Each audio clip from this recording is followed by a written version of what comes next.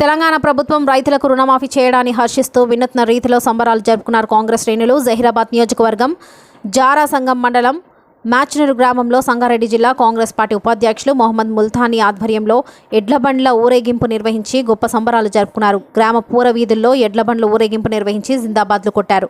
రాష్ట్ర ముఖ్యమంత్రి రేవంత్ చిత్రపటానికి పాలాభిషేకం చేశారు. ఎన్నికల్లో రైతులకు 2 లక్షల రూపాయల రుణమాఫీ చేస్తామని ఇచ్చిన మాట పూర్తి చేసుకోవడం జరిగిందని, గత బీఆర్ఎస్ ప్రభుత్వం రైతులకు రుణమాఫీ చేస్తామని మోసం చేసిందని ముల్తానీ అన్నారు. ఇచ్చిన మాట నిలబెట్టుకోవడానికి కాంగ్రెస్ పార్టీ ఎప్పటికీ సిద్ధమేనని అన్నారు. కాంగ్రెస్ పార్టీ నాయకులు, కార్యకర్తలు, రైతులు పాల్గొన్నారు.